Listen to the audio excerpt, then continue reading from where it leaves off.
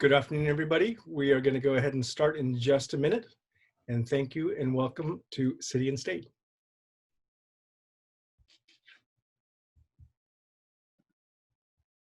Good afternoon, everybody. I want to welcome everybody. My name is Rodney Fong, President and CEO of the San Francisco Chamber of Commerce, and welcome to our very first ever virtual city-state delegation trip to Sacramento, or in your home living room, in your own home living room. In years past, the San Francisco Chamber of Commerce has led a group up to Sacramento, taken a tour of the Capitol, met with different folks up there, really became fully educated. Sometimes there were more than 1 day, 2 days. We were planning on doing a day trip up with a bus this year, and then COVID-19 hit. So we're doing this virtually, but next year we plan to get up there and take in maybe a Kings game or something. We are honored to have so many state leaders with us on this webinar. I sit back and hang on. We've got a lot of great information for you, mostly focused on COVID-19 recovery and relief. We are still in that stage and barely starting to come back out of it, as you're starting to see. I've said this many times in different opportunities when I'm able to speak, and about San Francisco being a resilient city. It still really is. We are in a great position to be resilient. We're in a great position to hold back and do all the right things to make sure that we open right and open safely. Before I get too much into the content, I want to give a big thank you to our sponsor, Crown Castle. Crown Castle has an extensive portfolio nationally and also here in California. Crown Castle owns and operates and leases more than 40,000 cell towers and over 80,000 route miles of supporting cell and fiber optic solutions. In California, there are over 4,000 towers and over 10,000 fiber miles. This national portfolio of communication infrastructure connects cities and communities to essential data, technology, and wireless services, bringing information, ideas, and innovations to people and businesses that need them, especially right now. I'd like to turn it over to Scott Weiner, who is very gracious in joining us. Scott represents District 11 here in the State Senate. Senator Weiner has worked on many things, including housing, for affordable housing with his SB 50, invest in transportation systems, increase access to healthcare, supporting working families, meaningfully addressing climate change and other things related to the drought, our economy, and immigrants in California. So with that, I will turn it over to Senator Scott Weiner. Scott, thank you for joining us. Thank you, Rodney, and thank you to the Chamber of Commerce for having me today. I wish it were in person like it usually is. I enjoy sitting down and breaking bread with our local business community leaders up in Sacramento, but I know that next year we will be back in person where we can finally move past this virtual world that we're living in now. And thank you for the Chamber's work. I know you all have been working very, very hard to try to support our business community, and particularly our smaller and mid-sized businesses who are struggling right now. And my focus, among other things, is to make sure that our businesses have a fighting chance to survive, because the last thing we need is to have a mass extinction event of our small businesses in particular. Not only do we know that small business is the backbone of our economy, and having a mass failure and mass permanent closure of our small businesses will really hinder our economic recovery, will hinder our effort to get people back to work, but it will also severely harm our neighborhoods. We don't need more vacant storefronts and boarded up storefronts. We want these businesses to get back up and running. And so we're working on that in a few ways. We are very focused in the legislature on an economic recovery package, which will have, it's still very much a work in progress, but we're very focused on making sure that we're having the right financial investments. I am a fan of having a large economic recovery bond to try to inject stimulus into the economy and get people to work.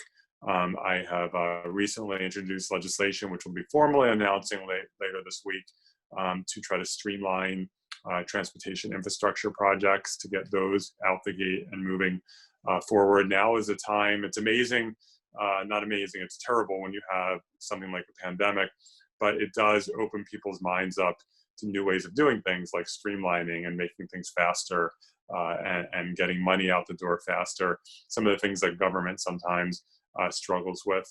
I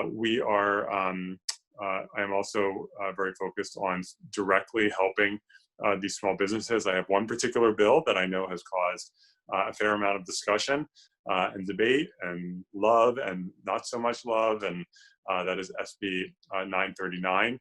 And I know the chamber has constituencies that are on both sides of that bill.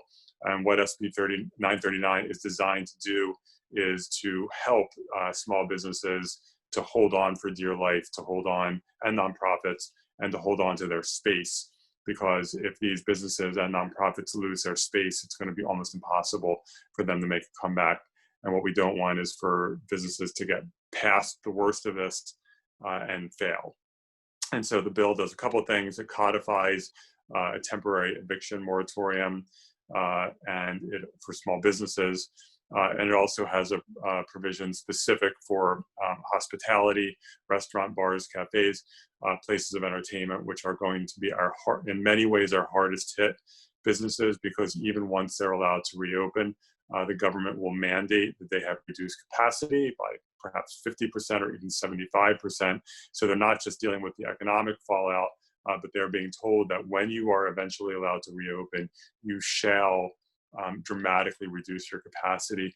And a lot of these businesses are operating under leases and rents that are simply no longer in the world of reality when your capacity has been slashed.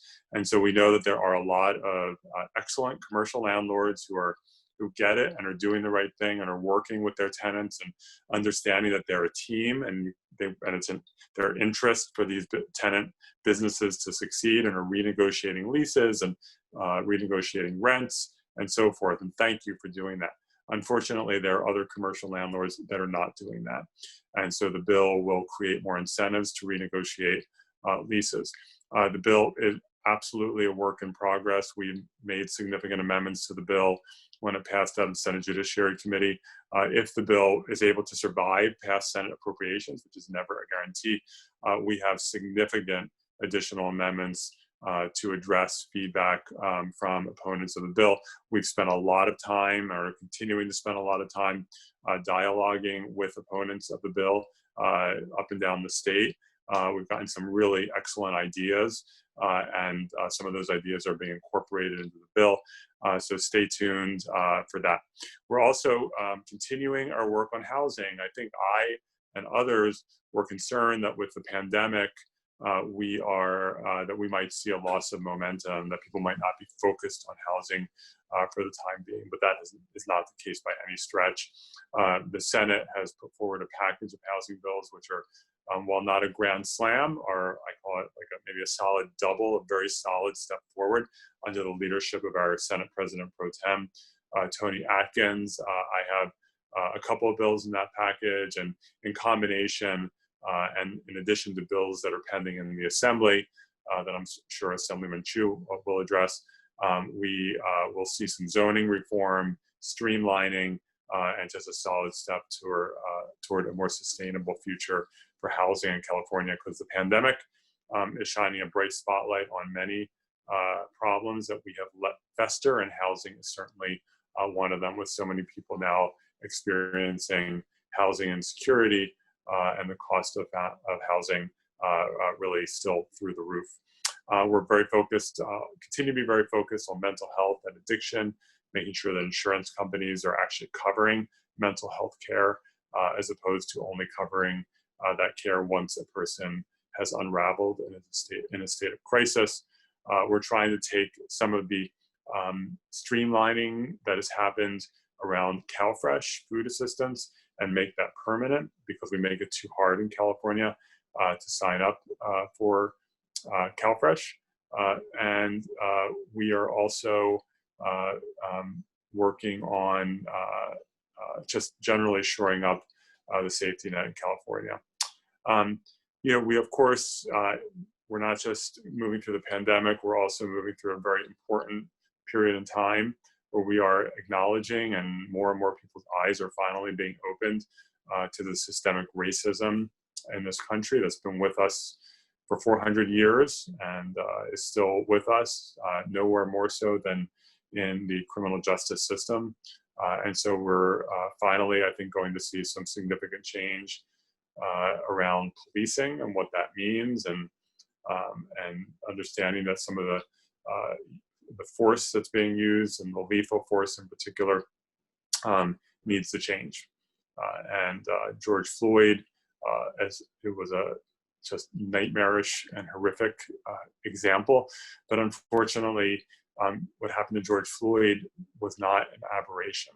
That this kind of violence happens on an ongoing basis, and that's not to disparage all police officers. We know that the vast majority of police officers never fire their firearm, but we're seeing far too much in terms of biased policing and unnecessary violence, and that has to change. And we have bills pending in the legislature, but it's a broader conversation about our criminal justice system. I've been a big proponent of reforming our criminal justice system to reduce mass incarceration, to understand that we don't have to have the crowded jails and prisons, that we can have other approaches to criminal justice. And I'm hoping that this will create momentum to continue that work and to get it done. So with that said, I will leave it there. And Rodney, I don't know if there were going to be questions, but I'm happy to take a few.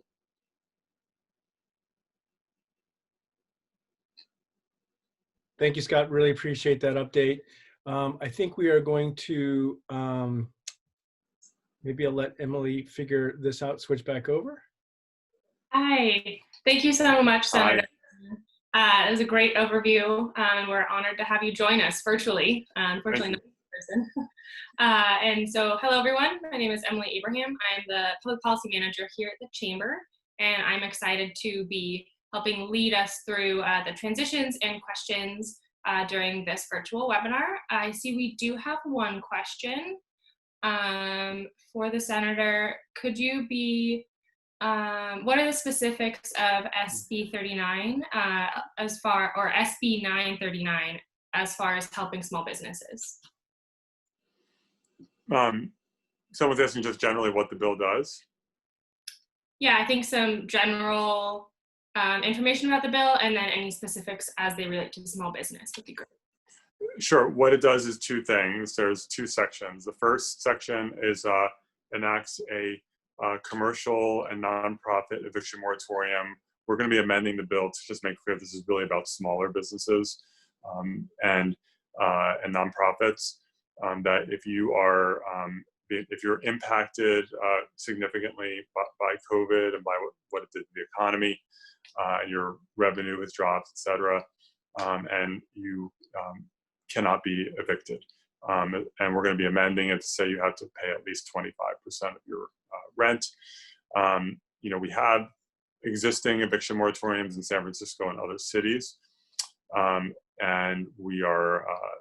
It'll last for either until 90 days after the end of the state of emergency, or we're amending it to be either that or April 1st of next year, whichever comes first. So it's a way of hitting the pause button and allowing sort of triaging to make sure we don't have mass evictions. Again, there are a lot of landlords that are, you know, already saying you don't have to pay me rent. Some of them are waiving back rent, but there are other landlords who are not acting in such an honorable way. We want to make sure that we're incentivizing people to act like the many good landlords are already acting.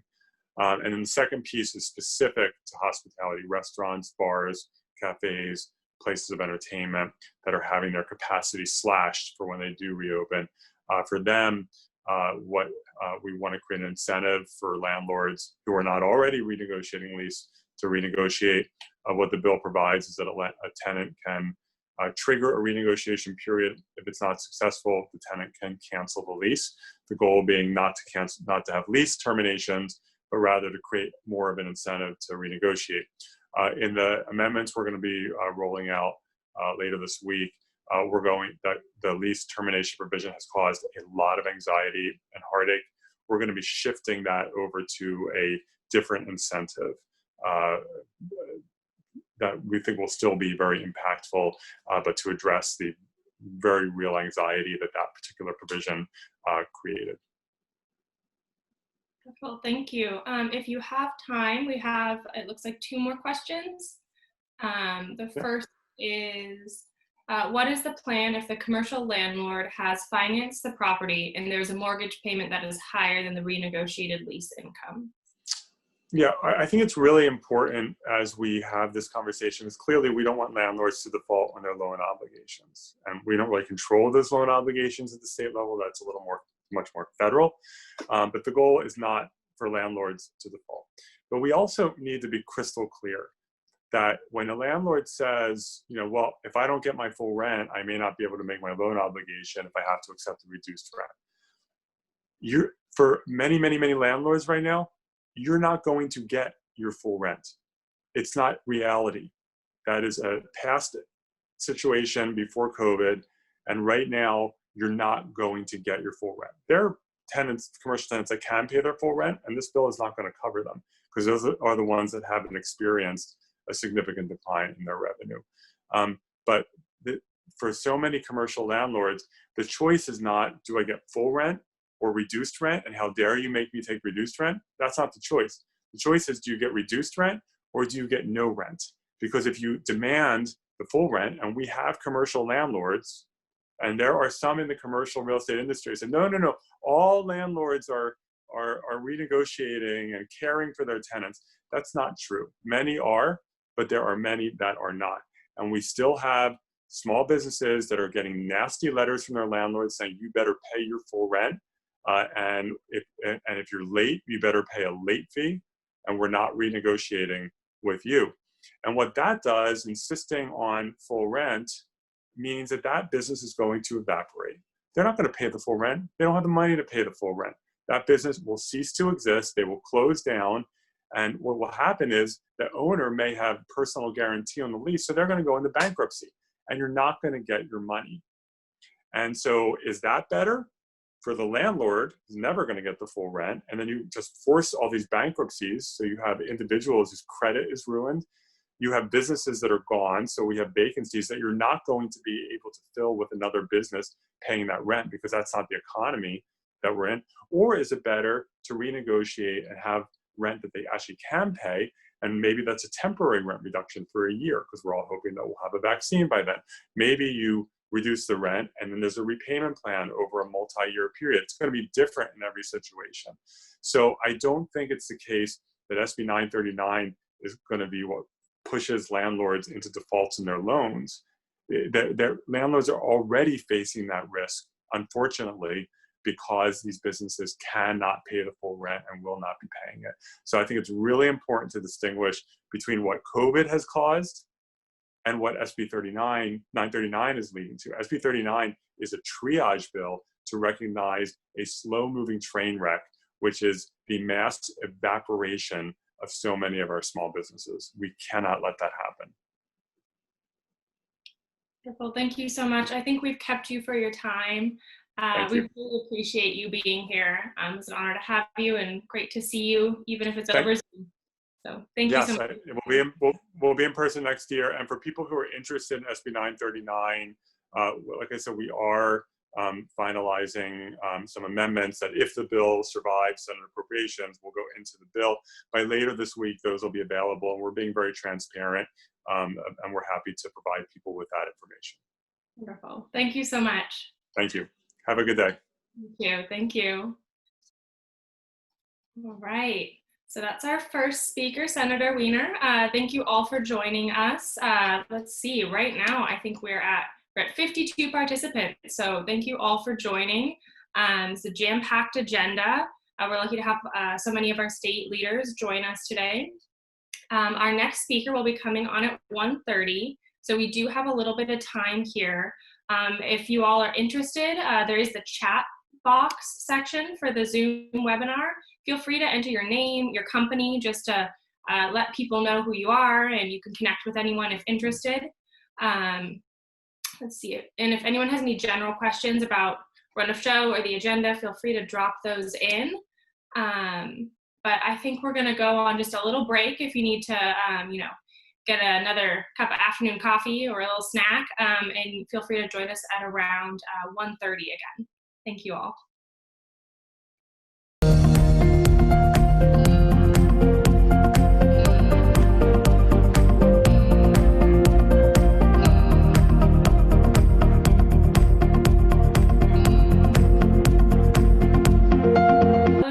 welcome back. All right, so moving right along, we just heard from Senator Scott Weiner, and now coming up next, this should be a familiar face for you all. Oh, hello, Steve. We're live now. I'm just going through your introduction. So Steve Kawa has worked in City Hall for 25 years, serving under Mayor Lee, Newsom, and Brown. Steve is one of the longest serving chiefs of staff in San Francisco's history, and he's helped guide San Francisco through challenging times such as the Great Recession, the aftermath of 9/11, and through historic achievements, including marriage equality and universal healthcare access. He now continues to guide us, which we're all very grateful for as Governor Newsom's advisor in crisis management. So with that, I'll let you take it away, Steve. It's great to see you. Hey, thanks, Emily, and thanks everybody there, Rodney and Jay, and I miss you, as probably most folks know who are listening and watching this. I helped advise the chamber, and it was really enjoyable. But something happened on March 18th of this year where, Larry, the governor's chief of staff, asked me to come up and assist them as they were dealing with COVID-19. And I just want to say it's been an honor, and I've been very fortunate, somebody who believes in public service and having served 31 years in public service. And as Emily said, having served 25 years in San Francisco City Hall, to be able to help Governor Newsom, a person I admire and worked with as his chief of staff when he was mayor of San Francisco, and as he has had to lead our state. And I have to say, Governor Newsom, I say Mayor Newsom all the time up here, but Governor Newsom is the right person to help lead our state at this time. I think Emily asked if I could sort of a little bit of my perspective, having been up here just for 3 months assisting the governor and his team. And we were working out of the State Operations Center for most of the time that I've been up here, and having to see what the work that was being done and assist that work to take care of 40 million people with a pandemic that was affecting not only us, but around the globe, and to see how California handled it, how the leaders of California and the people of California, the 40 million people of California, how they've been handling it, how they really were and are instrumental in bending the curve that has allowed the state to be positioned where we are today, as we try to move forward, both dealing with the pandemic, because there's no vaccine and therapeutics and all those sorts of things. But when I first came up here, we were clearly worried about the imminent surge that was going to happen. And so making sure that we got the resources, the PPE, the facilities, the personnel to be able to deal with what might have been, if we did not bend the curve, a huge impact on our hospital system. That being said, there, of course, as you know, and part of this reason for this call is talk about the impact on our economic system. And there clearly has been, as on the Bay Area was a little bit sooner, March 16th, but California, the governor issued on March 19th, the stay-at-home order. And all but essential workers and people had to stay home. And that clearly has impacted all of you and everybody else here, both economically and otherwise. And so how we have been dealing with that and how we're going to continue to deal with that is clearly a priority for the governor, as well as continue to deal with the health crisis. And so we have to do both, and we have to do them both together. And so that's why you'll hear, when you watch the governor, and we call it Newsom at noon, and he goes out there and explains what's been happening, what he is doing, what he intends to do, but he always brings it back to the data. And what is the data saying about the health of the people of California and our ability to make changes, and how we make those changes based upon the data so that we are safe, or as safe as we possibly can be. And as you know, he believes that localism is determinative, and that there are 58 counties in this great state, and they're not all similarly situated. And they're not all similarly situated when it comes to COVID-19. And that's why he has instituted a process of attestation by counties. So if they meet certain metrics and criteria, that they're able to go through the process of reopening their county's economies. However, they open after there is guidances that are put out by the California Department of Public Health. And the California Department of Public Health has been working with GoBiz, and I know you'll be talking to some folks later, but dealing with all the various sectors to come up with guidances. And as you have seen over the last few weeks, guidances come out and they're ready. But guidance doesn't mean go. Once again, it has to go through the process with the counties as well. And so that is happening. One thing I do want to say today and call out today, and after the murder of George Floyd and the disparities in our society, whether it's COVID-19, the economic impact, the injustices in our society and its institutions, they're all together. The three of them together, they're telling us as a society, we have to do better and we have to do more.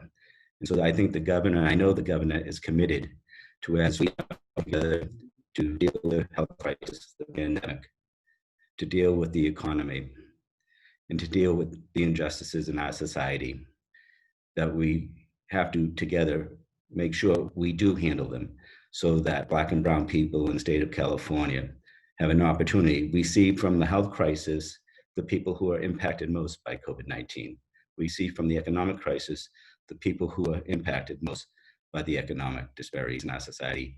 And we see from what we know with the criminal justice system and our institutions about the disparities and the harm that is being done there. So it's serious times here in Sacramento and in California. And I know all of you are dealing with challenges in your own lives and with your businesses. And the governor gets it. You know, the governor was a small business person. He talks about it all the time. He worries about small businesses all the time. He worries about people who don't have a job. He worries about how we get them a job. At the same time, he knows he's responsible to keep this state safe and its people safe. And so these have been difficult and challenging times, but it's very rewarding being up here and working with his team and the various agencies of state government, and working with local leaders in the state legislature, and how people are actually working together to try to do best for society and for the people of California. And so I think that's a brief overview of a more serious tone from Steve Kawa, because these are serious times, and I'm just so proud of the work that the governor is doing and that opportunity for me to serve. So I don't know, Emily said there may be an opportunity for questions. Emily, I don't know if you want to do that. Great, thank you, Steve. Yeah, we do have some time for questions. Let's see, it looks like we have one from Cliff Waldeck. He says, hi, Steve. What are the strengths of Mayor Newsom or Governor Newsom that you continued, or, oh, I see. What are the strengths of the Mayor Newsom we had that you continue to see as Newsom as the governor? So when he was mayor and now as governor, his complete attention to detail and wanting to know the facts. He's dealing with a pandemic. He talks like a doctor now in some of these meetings. He knows the terminology. He knows and he understands epidemiology and all those sorts of things that are happening. And it takes a lot of time. And he is working so hard 24/7 on all the issues. And he did it when he was mayor. He loves policy, he loves public policy, but he does his homework. And he also talks to a lot of people who have a variety of opinions, and he gets all those opinions. He believes in the Socratic method. He always has, even when he was mayor, now when he was governor, that he is able to, when he's working with, whether it's the staff up here or advocates or interested parties and stakeholders, he wants to get a variety of opinions. All right, we have another question here. It seems like the key to reopening is fast, easy, and easily accessible testing. When do you think we'll see that? Well, this testing has increased dramatically in the state of California. Just a few months ago, a couple of months ago, maybe 6 weeks ago, we were doing about 2,000 tests a day. Last week, I believe we averaged between 50 and 55,000 tests a day. And so testing has ramped up, and there are a lot of local counties and local entities and hospitals that are participating in the testing, but it's testing, but it's also contact tracing that's important. And the governor announced a few weeks ago about having 10,000 contact tracers in the state of California. We are working to get them trained. Thousands have signed up. We have asked state workers who have that skill set to help us with that. And so you have to test, but you also have to do the contact tracing. And one of the reasons in how a county can attest and move a little bit faster than the state in general or other areas of the state is they have to demonstrate their ability to do contact testing. Makes sense.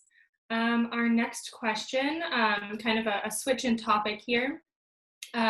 Given even more current events that have been occurring, what are the governor's plans for police reform that won't compromise safety? Sure. So Governor Newsom last year actually signed a very landmark bill in this country, AB 392. It was a statewide bill dealing with the use of force. And that was associated with another bill, SB 230, that also did with police reform. And so in that use of force, as people have been talking about what they want to institute throughout the country, California has been ahead of that, and Governor Newsom has been ahead of that. That was done last year, not this year. But he just announced also last Friday, as we are going through with the issues the country is going through right now, and people are seeing the demonstrations and the protests, that he wants to look, and Lateefah Simon from the Bay Area is helping him, one of the folks helping him look at how we handle protests, particularly peaceful protests, and the use of rubber bullets and tear gas and all those sorts of things. He also said that it's a form of a chokehold, carotid. He's stopping the training that's existing at posts, and he asked the legislature to immediately ban that use by police in the state of California. At the same time, public safety is public safety. He's responsible as the governor of California to ensure that we can have a safe public safety. We can have a police force and law enforcement that utilize tools and practices when it comes to the public that are appropriate, and always appropriate, and they're appropriate for everyone. And so the issues of implicit bias and bias training and all those sorts of things have to go hand in hand. Cool. All right, switching back to COVID, is there a contingency plan for a spike in cases when we reopen? Absolutely. One of the reasons why we're able to give guidances to the counties to allow them to move ahead if they meet the certain criteria. Once again, one of the criteria is that they can meet surge capacity, that they have the ventilators, the ICU beds, the staffing, if necessary, if there is a spike, to be able to address that spike. As I said, when I first came up here, a lot of the work was building that capacity statewide. And it was whether it was the field medical hospitals that we stood up with over 1,000 beds, an arena up here in Sacramento, US Mhsa down, the ship down in Los Angeles, a number of things, as well as PPE and staffing. We have built that capacity to meet the surge in the future. And once again, with working with the counties, we make sure that they have that ready to go before we sign off. Great. All right. What is the state's and Governor Newsom's relationship with President Trump on addressing the COVID-19 pandemic? How do we best advocate for all the federal resources we need in California? Well, I think all you have to do is once again watch the governor's press avails where he talks about his request to Washington and to the Trump administration. I have to say FEMA, the FEMA folks have been amazing working with them at the State Operations Center here, and it's been very professional, very the collaborative with the folks. And as the governor says, this is not a time for politics. This is a time to take care of the people of the state of California, and that's what he's going to do. It's great to hear. From Delta Dental, we have clearly the governor has relaxed on some of the metrics he early on said that were critical before reopening. Can you talk about the evolution in his thinking, where the economic emergency had to be rebalanced a bit with the public health emergency? One of the things the governor will talk about when this question comes up is that he's looked at the hospitalization as a factor based upon the doctors up here. Secretary of Health and Human Services, Mark Galley is a doctor. Dr. Galley, the head of the California Department of Public Health, Dr. Sonia Angel. They are his chief advisors when it comes to the health of the folks of California, how to deal appropriately with COVID-19, and what steps we can and cannot take in order to make sure that the risk is low and that we help the people of California throughout this. They have talked about the hospitalization, the stabilization, the number of patients who are on ventilators, the number of patients who are in the ICU throughout the state of California. And then you go down to the counties. And if you look at that chart, and we show that chart in a lot, it shows a stable, no up or down by more than, I believe, 5% over the number of weeks now. And so they keep a very close eye on that. Let's see. Let's talk a bit local, I guess. Regarding San Francisco politics, there are rumors that the supervisors are going to propose new business taxes this November to help close the city budget gap. Our favorite topic, Steve, GRT. What's your perspective on increased business taxes? Is this the right time for the economy? Well, the economy needs all the help. The people who are unemployed need all our help. Small businesses need all our help. And what constitutes that help? Both state and local governments have a budget crisis. The state of California, we project over $54 billion budget crisis. I believe San Francisco has a $1.7 billion or so shortfall over the next 2 years, and they have to deal with that. And state and local governments, they can't print money like the federal government. They have to balance their budgets, and it comes from revenue, and you need to be able to get revenue. However, as you do the economic analysis, you want to make sure that as the revenue that comes into the public treasury, whether it's the state or whether it's local government, that it doesn't negatively harm the economy. The economy is in bad shape. Everybody knows it, and we have to be smart about how we come out of it. So once again, the governor says localism is determinative. The local leaders there in San Francisco will make their decisions. But I think a lot of folks who are listening to this should share and have opinions on this, and you should speak up. Now's the time not to be quiet, but to speak up. You're the folks who are running these businesses, and small businesses and large businesses. You know the impact on your companies, and you know the impact on your employees. And you want to bring your employees back, and what does all this mean to that?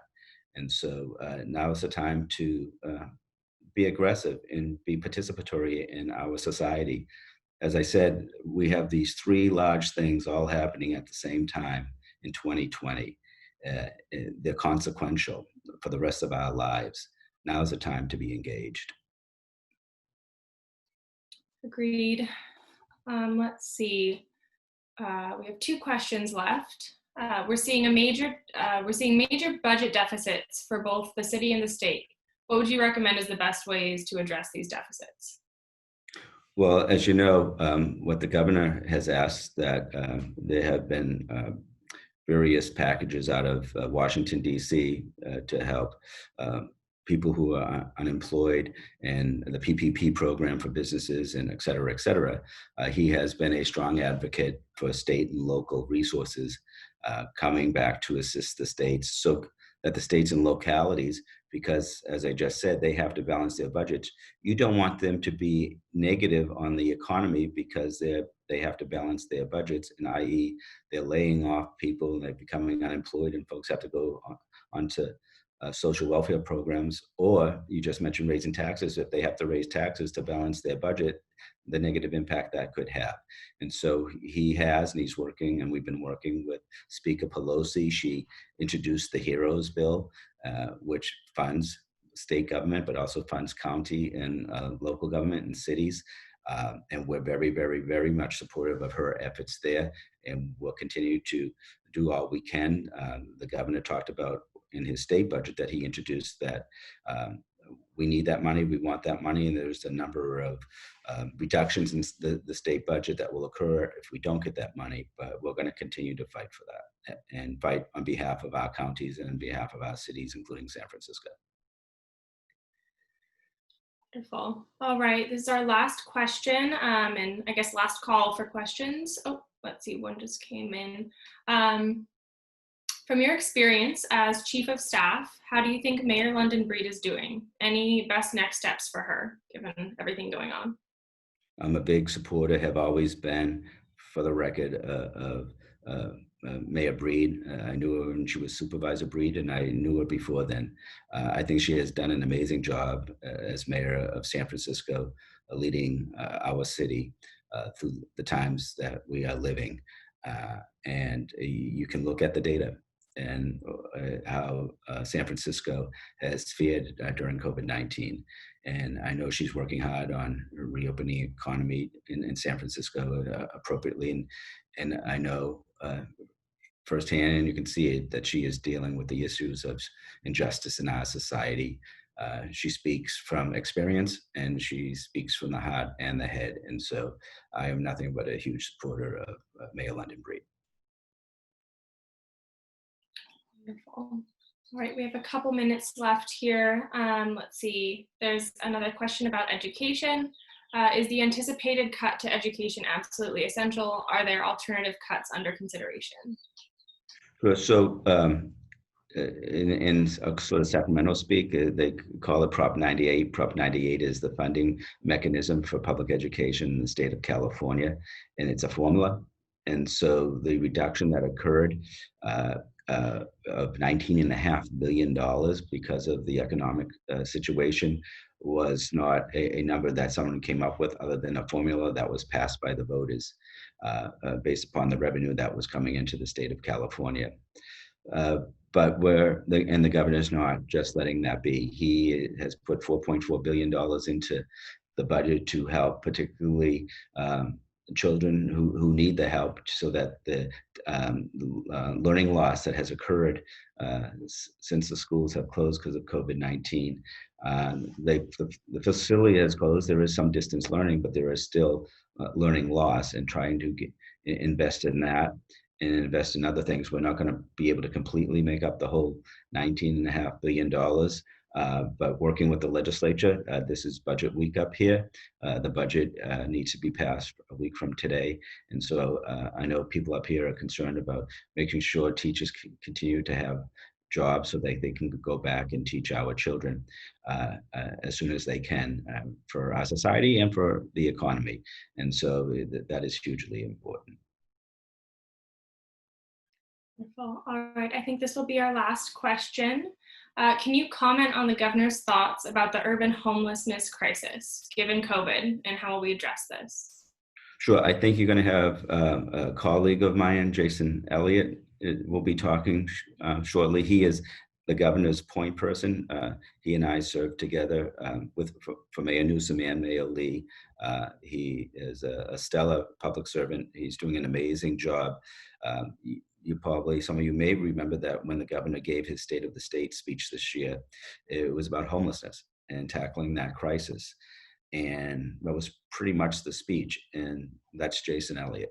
And Jason Elliott, in he'll talk to you more about whether it's Project Room Key and everything else he's doing to help in this crisis, get those folks who are homeless, to get them the health care and the housing and the other things they need by working with the cities and the counties. He's doing an amazing job. I don't want to steal his thunder because I don't know as much as he does, not even close to it. And so you're very lucky to have Jason being able to talk to you. I'm sure he'll let you know everything that he and the governor are doing in this world. Great. Well, great pitch for our next speaker. And unless there's any other last questions, I think that's about time for you, Steve. So thank you so much on behalf of the Chamber and the policy team. We miss you a lot, but we're glad you're up there helping the governor through all this. Well, thank you, Emily. Thank Rodney and Jay and the team, and thank you everybody else. And take care of yourself, be safe, and take care of San Francisco. Great. Thank you, Steve. Yeah, bye-bye. All right. So just as Steve had mentioned, we have our next speakers coming up at 2 o'clock. We're going to take a little 5-minute break so you can all, get a little stretch in before our next speakers. So I'll see you all again at 2.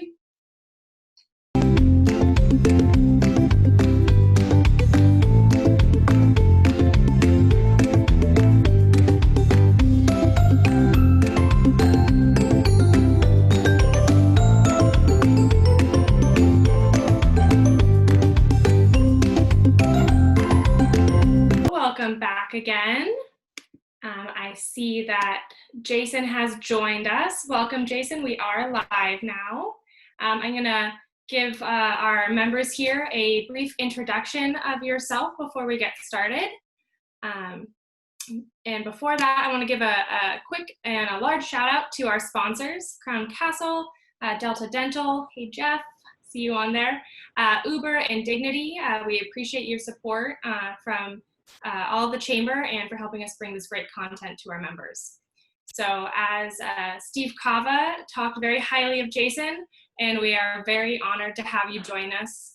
A brief overview of who Jason is. He currently serves as the senior counselor to California Governor Gavin Newsom for housing and homelessness. Prior to serving in the administration, Jason served as a senior advisor to the Governor-elect Newsom during his transition and during his campaign.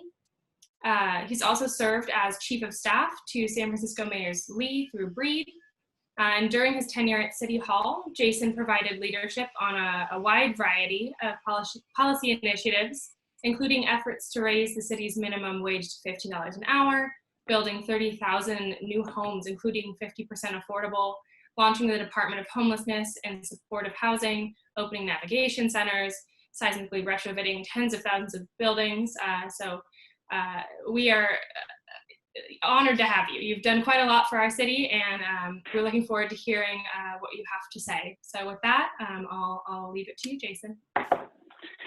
Thank you so much. Can you hear me okay? Am I muted? You're a little low on sound, but I think we can hear you. Okay, I'll try to speak up. Being quiet has never been my problem. Thank you very much for the introduction. As you were reading that off, I was looking through the participant list here, and I think I know most of you, so it's nice to see you. And I think therefore that you all know that my bio is inflated, and really all I am is just a regular old bureaucrat. Now I live in Sacramento, and I miss you all very much, and I hope everything is going well in San Francisco. So I'm happy to give a little bit of an update on what's going on up here. I'm now particularly focused on housing and homelessness, as those are two of the key issues that the governor has been trying to grapple with, both before coronavirus and certainly during it, and now hopefully as we move to after coronavirus, how we think about sort of homelessness and housing. Homelessness, it's obviously an acute public health challenge. Housing is potentially one of our answers for how we do economic recovery. So there's an ability to focus on housing and homelessness, both because they're critical issues in COVID times, but because they're both going to be acute issues as we hopefully come out of COVID. So I'll just give a very sort of brief overview of the state of play of things here in Sacramento. and then drill down on those two issues, which I know are of great importance to San Francisco. So for those of you who are unfamiliar or who have other better things to do in your life, just a update on where we're at in the budget process here in Sacramento. We are days away now from the legislative final budget deal and vote on the governor's budget. We proposed what is known as the May revision a few weeks ago. Normally, the May revision is just an update from the January budget to reflect whatever the revenue trends may be between January and May. And so that's, you tinker on the edges, you maybe make a couple new proposals. Obviously, this year, a lot of the entire world turned upside down between January and May. So our May revision was, instead of being a nipping and tucking, was basically a wholesale new budget. We were faced with a $54 billion budget deficit. It felt like a little more than 1/3 of our discretionary general fund deficit, which interestingly is the same size deficit against our general fund that we experienced when Steve was Mayor Newsom's chief of staff back in the day in the Great Recession. We were facing a similar budget deficit in terms of order of magnitude. Obviously, the numbers were smaller in San Francisco, but order of magnitude, it was a similar kind of problem we were solving towards. So the governor proposed a series of cuts and reductions in deferrals, some revenue, and presented a balanced budget proposal to the legislature. The legislature has spent the last few weeks refining that proposal, and we are now approaching our sort of final landing pattern for hopefully a three-party budget deal, meaning the Assembly, the Senate, and the governor's office. So we are in the final throes of that, and it's keeping us all very busy at the moment. That's the sort of broad state of play. So a lot of the initiatives that we proposed in the January budget, a lot of the initiatives that we proposed in the State of the State speech in February, we're not going to be able to move forward with this year. And there's no way to sugarcoat that. We had ambitious plans for expanding healthcare coverage, for reforming the way we deliver Medi-Cal to the low income and to the homeless, for correctional and criminal justice reform, for major environmental policy. And there's just no way to talk around it. We can't do a lot of the things we wanted to do this year, and we may not be able to do them next year either. And for those of you who are engaged in the budget process in the city, you'll understand exactly the dynamics that are happening here. It's just with deficits of this magnitude, all the choices are hard choices. So that's the broad frame. For housing and homelessness, it's interesting. A lot of the policy initiatives we wanted to propose, we did propose and we wanted to pursue before COVID, we're actually still able to move forward with, albeit in a reduced and more limited frame. And I think that's the right thing to do because we are all worried about an eviction crisis that may be coming once some of the eviction prevention and moratorium efforts are lifted. What's going to happen when landlords who need to pay their own bills turn around and ask their tenants to pay all of that rent that's in arrearage? What's going to happen to the economy if residential mortgages, single family and multifamily residential mortgages start to go upside down?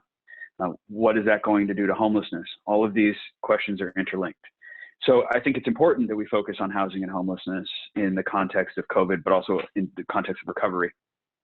What we did on homelessness during coronavirus is known as Project Roomkey. That's a statewide initiative. We've brought about 16,000 hotel and motel rooms around the state into Project Roomkey across 52 of the 58 counties. None were commandeered. These were all done in cooperation and partnership through an operating agreement with willing hotel owners.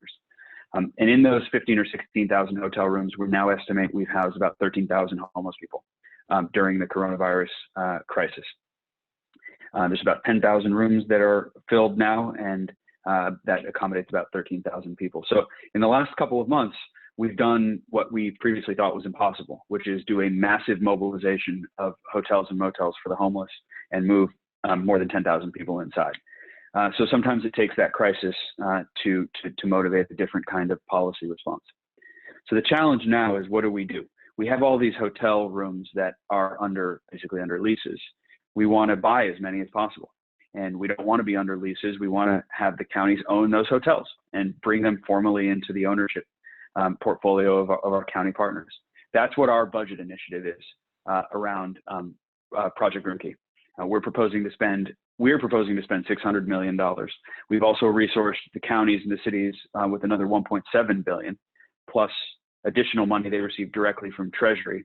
So there's several $1 billion in funding available to buy hotels and motels. The trick to this is that all of that money has to be spent by December 30th. So we are now in a dead sprint towards buying as many hotels and motels and some multifamily around the state as possible.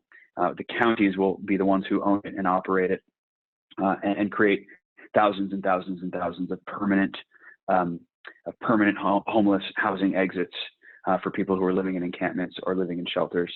And that's the idea. So that's the big idea on homelessness. You know, on housing, we tried to maintain as many of the state investment programs as possible because everyone knows that housing construction is countercyclical, and there is no better time to be building than when people need jobs, when land is relatively cheap, when materials are there to be gotten. This is the moment to build. And that's true at market rate, and that's true for workforce housing, and it's certainly true for low-income housing. So we're working as fast as we can to get money out the door, not only because we want to build more housing in the state for all the reasons we want to build more housing, but also because it's an economic stimulus strategy. So that's, broadly speaking, what we're doing on housing and homelessness. My good friend, my mentor, Steve Kawa, who has moved up to Sacramento to assist Governor Newsom through the coronavirus emergency, is also on this line. And I know I know you all know him from his time in City Hall, but of course then after he was in City Hall, and I know he helped advise, and he has a broad view on what's going on here in the governor's office and in Sacramento. So maybe, I know I went way down the rabbit hole on housing and homelessness, but perhaps Steve wants to add some contextual comments as well. Or actually, you know what, did he just speak before me? I think he did, didn't he? What did he say? Did it mostly match what I said? He did speak before you. He didn't want to steal your thunder. Okay. So, oh, I see. All right. But it largely matched what I said and what he said. It sounds like it makes sense together. Okay, good. I'm glad to hear that. So I guess with that, I'm happy to answer any questions or hear any feedback from the group about our strategies on these issues. And I know that there's perhaps no place in California where both of these issues are more acute than San Francisco, being housing and homelessness. So any perspectives or insight that you have from San Francisco, we're more than welcome. I'm more than happy to take, and we welcome and try to build it into our strategy moving forward. Wonderful. Thank you, Jason. So we do have 2 questions here. So a call for anyone if you want to put your questions in the Q&A little box, or any comments you'd like me to convey, please feel free to add those. So our first question is from Delta Dental. As you might imagine, Delta Dental is watching with great interest as to what will happen with the adult dental Medicaid program. The governor proposed trigger cuts to the dental benefit for adults tied to federal assistance coming in or not. The legislature appears to have removed those cuts, essentially restoring the program to its current shape. Is that something you can speak to? No, not at the level of detail that the question demands, because I'm just not familiar enough with the adult dental cuts. I can speak at a higher level about the trigger cuts, but I will. I made a note to myself, and I'll find you someone who can speak with authority to that question in a way or not. But broadly speaking, we need the federal government to provide an additional round of direct stimulus. And one of the underlying premises of the question is what happens if federal support doesn't materialize. And we proposed that effectively a trigger cut mechanism, that if federal support direct to local government doesn't materialize, then there are certain programs we are not going to be able to afford to fund. The legislature has taken a slightly different approach, which is to plan to fund them, and shift some of the cost structure into the out years. But one way or another, I think there's an underlying premise, which is that states and local governments can't make this up alone. Meaning, we have requested a $1 trillion nationwide relief package from Congress, not just for California, but for all 50 states and cities within. The first CARES 2, the money that's being administered right now from the stimulus package that passed, was very helpful, very necessary, but only reimburses for costs incurred during COVID. And it explicitly disallows backfilling of revenues that were lost because of the economic circumstances that COVID caused. So what that means is that while that federal stimulus was profoundly important, it only basically keeps us from drowning further. What we really need at this point with a future federal stimulus that Governor Newsom has been very out front about advocating for is unrestricted cash to the states and to large local governments so that those local governments can make up what otherwise will never come back, which is some of the tax revenue that was permanently lost during the economic crisis that accompanies the health crisis.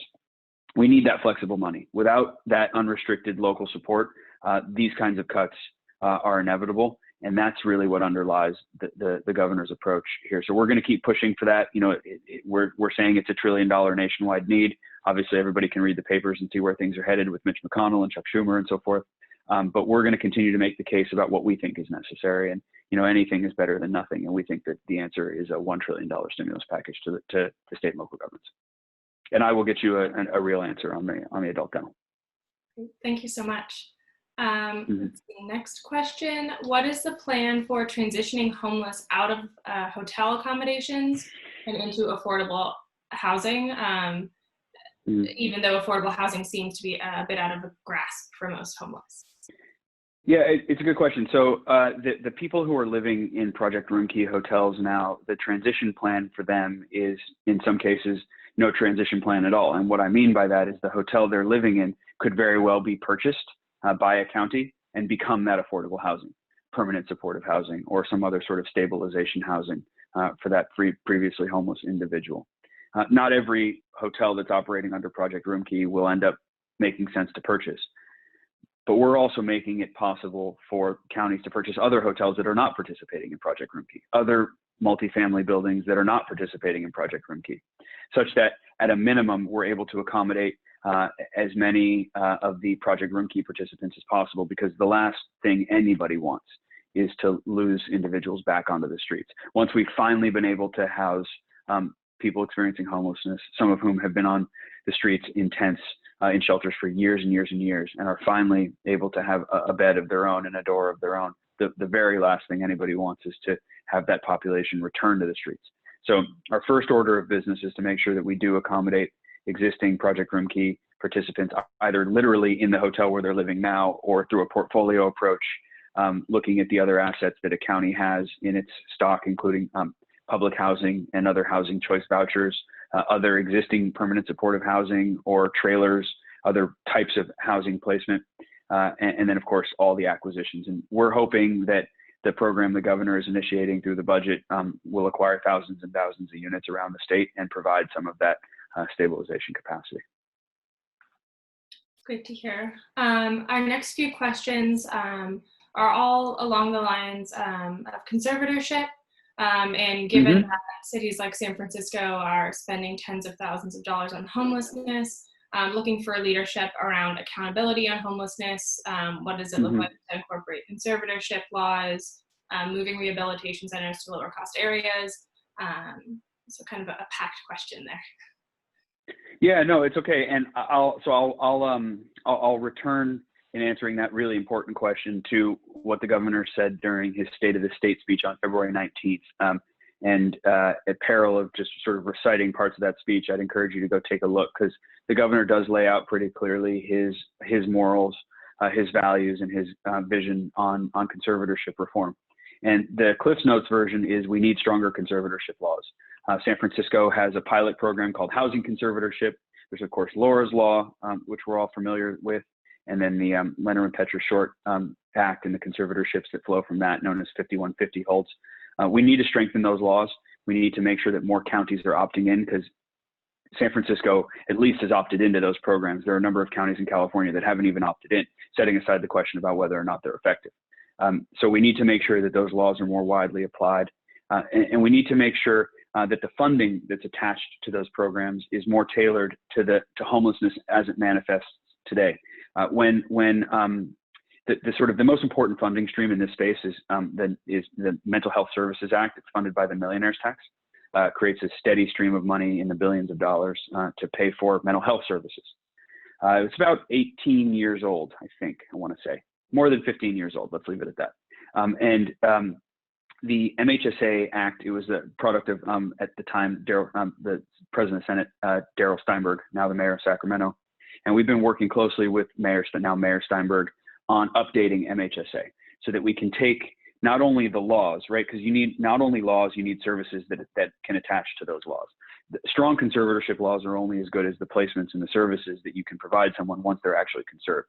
So if we conserve a whole bunch of people and then we fail to provide them services and stability, we haven't done anything. We can pat ourselves on the back for strengthening conservatorship laws, but we have to make that service side stronger. So as we call for strengthening conservatorship laws, we simultaneously, and perhaps more importantly, call for improving the way we spend money to provide services and housing to this population, because then you're creating a real ecosystem of support. So we're working closely with Mayor Steinberg on updating the MHSA. Just as an example, one of the key things we want to work on is that MHSA doesn't explicitly allow for funding to be used for homeless people. There has to be some sort of co-occurring mental health condition that has to be documented, and that's important. But street homelessness is itself a critical health crisis that needs to be addressed as such. So it's reforms like that, being more explicit about wanting to solve street homelessness with MHSA.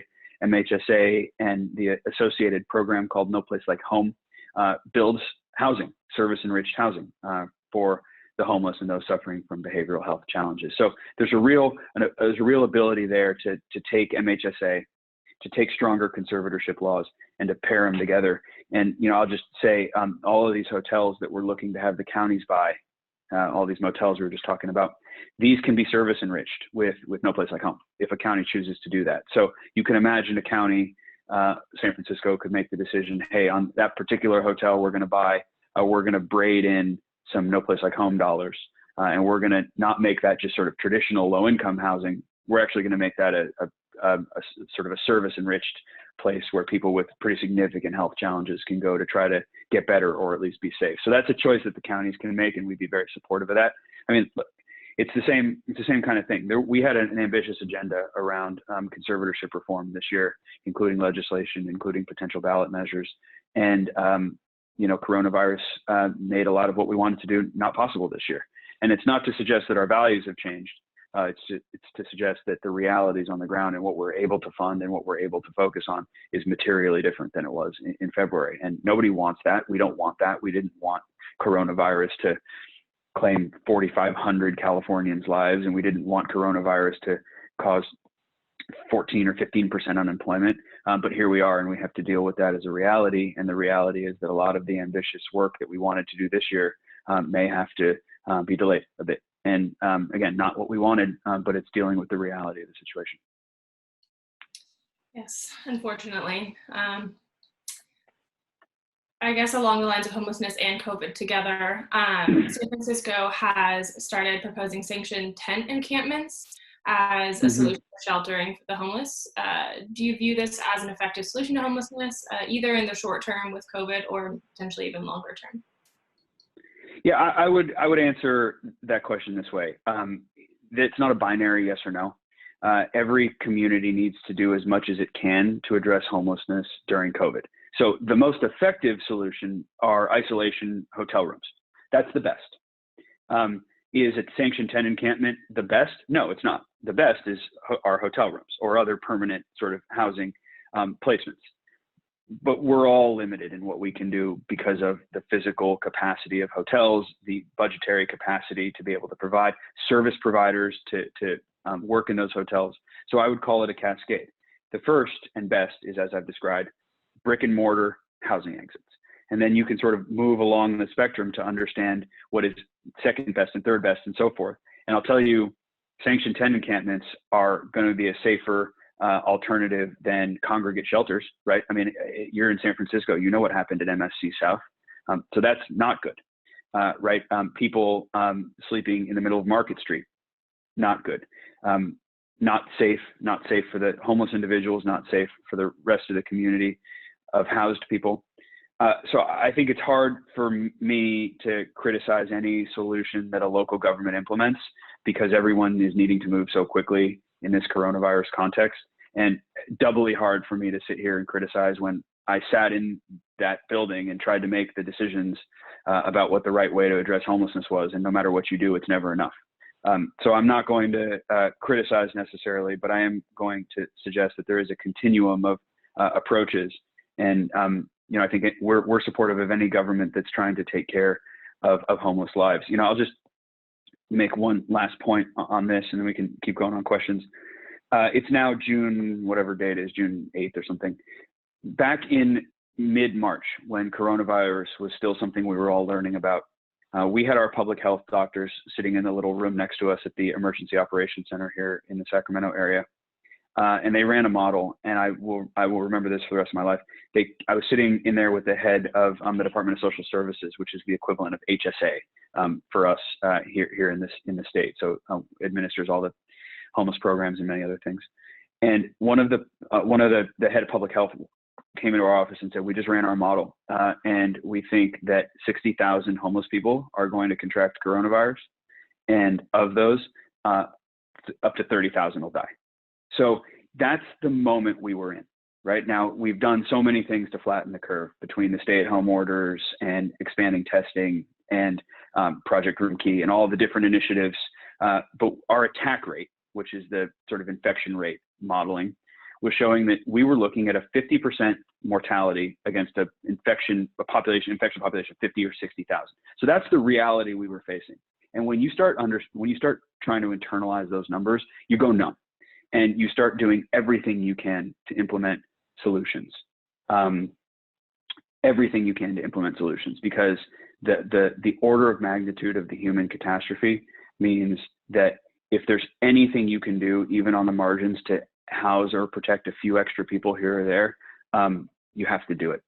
So that's, in the spirit of asking the question about whether or not sanctioned tent encampments are the right or wrong thing to do, I'll just say we got to remember the moment we were in mid-March, when we didn't know how bad this thing was going to get. And, we have flattened the curve, and that has other consequences, economic consequences and so forth. But we haven't, knock on wood, seen 30,000 homeless people die in California. And, I think that's a testament to the counties doing all that they did to put up solutions as quickly as they could. Thank you. Along those same points, I guess in a world where we're looking at reopening, but also have converted hotels, putting on your San Francisco hat again, what would cities like San Francisco do without the tourist occupancy tax when hotels are converted? So that's a legitimate question, and I think that the order of magnitude of the number of hotels we're looking to convert, we're not talking about some sort of plurality or majority of the hotels in San Francisco converting, and the hotels that we are looking to convert are also those that are going to probably need a little bit more rehab, or perhaps serve an ADR a little lower than some of your sort of downtown convention hotels. So it's a legitimate question. I don't want to dismiss it, but I think the benefit of providing stability for hundreds, if not thousands, of homeless people in San Francisco outweighs the potential loss of TOT. And that's not a decision for me to make. That's a decision for the mayor and the board to make. But I think it's probably warranted in this case. And at the end of the day, you're buying assets, right? So those assets, the way this program will work, if we can administer it and get it all done, is that these assets, these hotels will be owned free and clear, no debt. We're going to buy them with federal stimulus cash.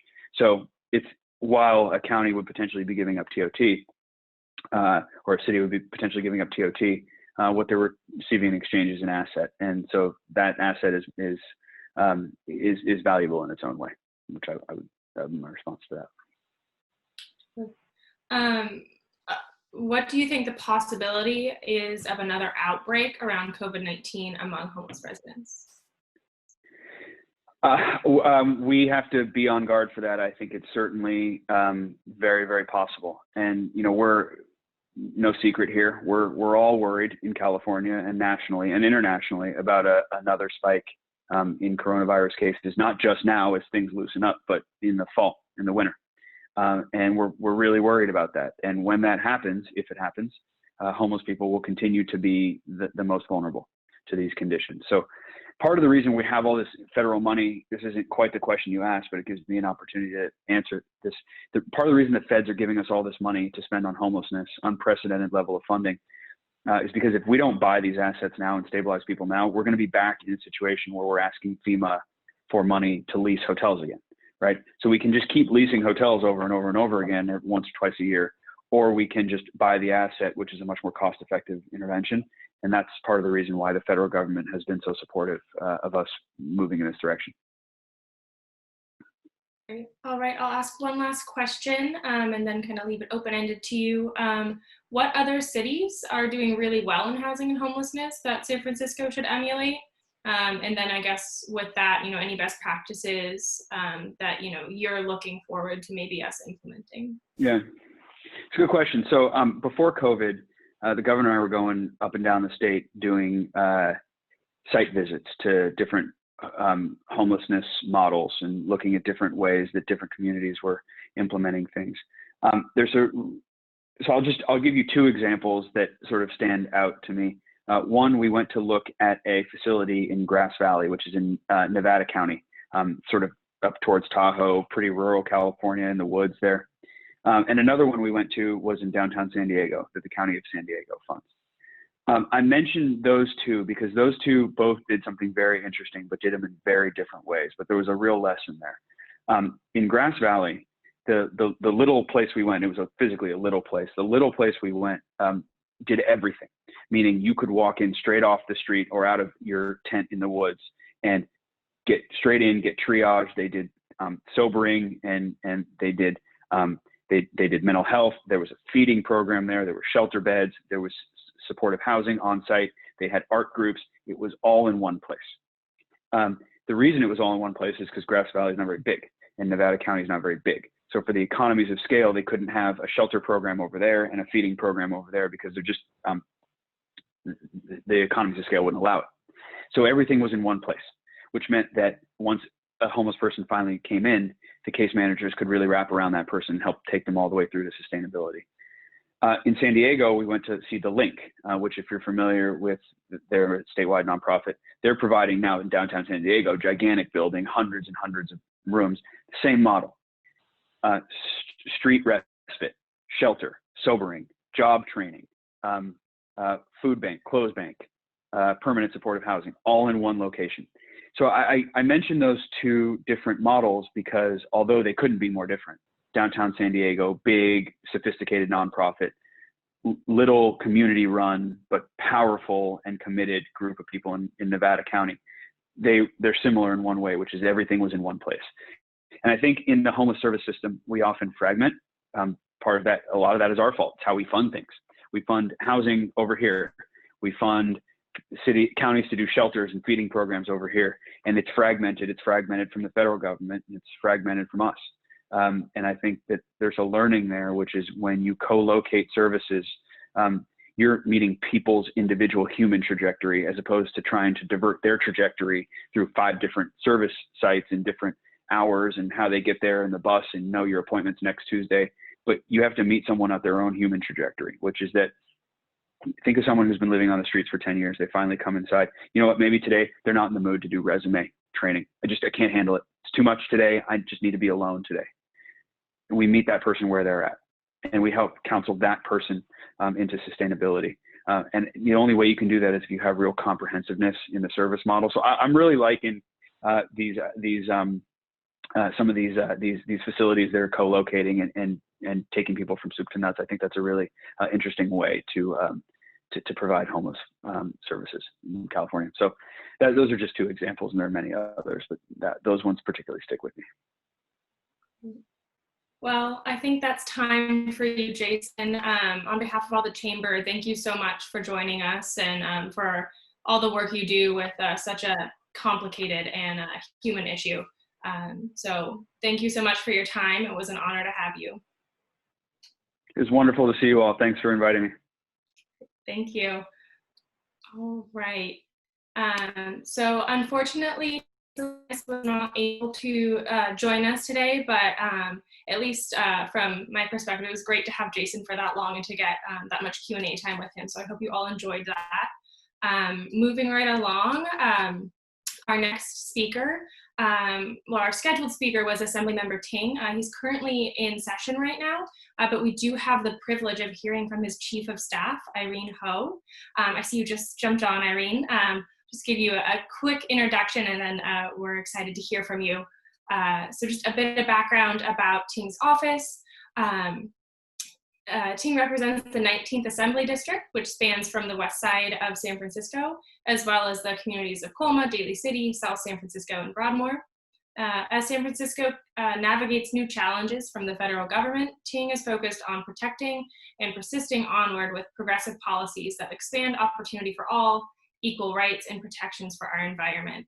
Because of his experience in the financial sector and as a San Francisco assessor recorder, Ting has become a leading voice on San Francisco, I guess, and California's finances. He now serves as chair of the Assembly Budget Committee after having served as chair of the Assembly Committee on Revenue and Taxation. So with that, I'll hand it off to Irene to hear a bit about what Ting and his office has been up to. Thank you so much. Thank you so much for the introduction, and I'm sorry that the Assembly member couldn't be with you all today. He was going to try to step off the floor. It's their first floor session back, the whole body, since March, when the legislature went on a recess in response to the COVID pandemic.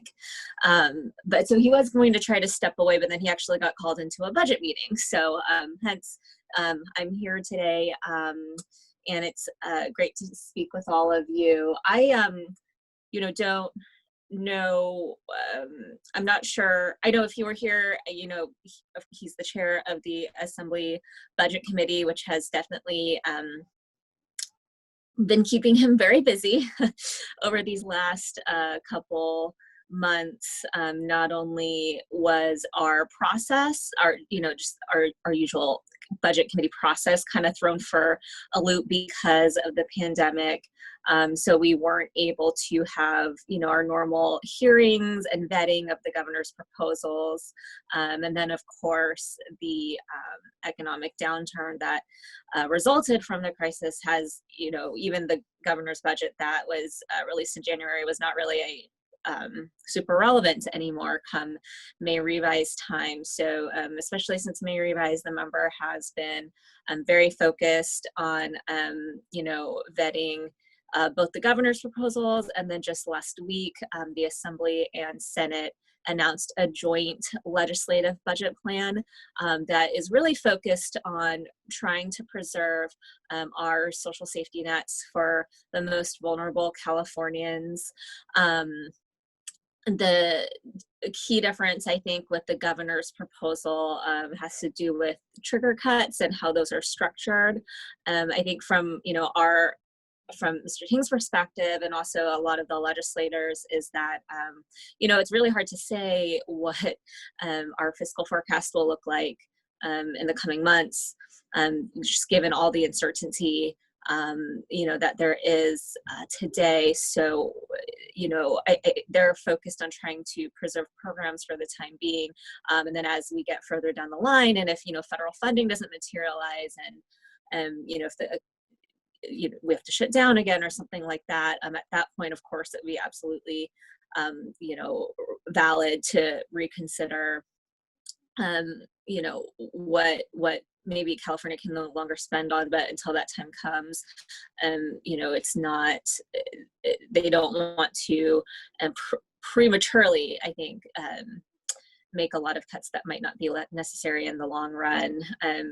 My understanding is that the revenue estimates were about $500 million up, just from last month alone. So hopefully that trend will continue. And so that has been, of course, what the members been working on mostly. He's also been working on an economic recovery package.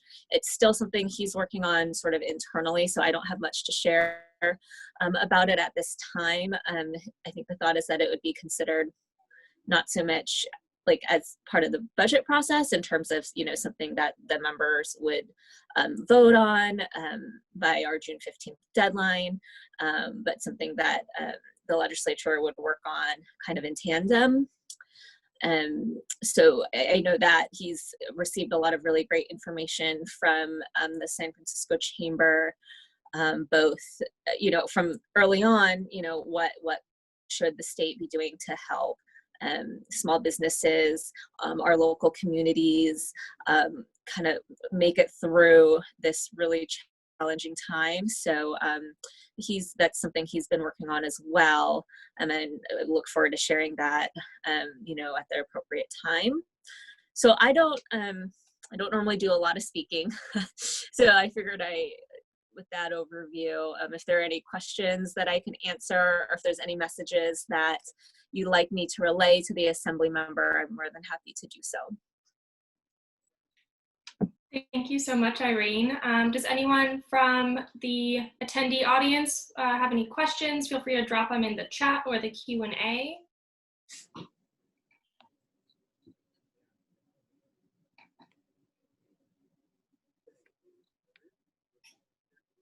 See, I'm not seeing any come in. We'll do a last call.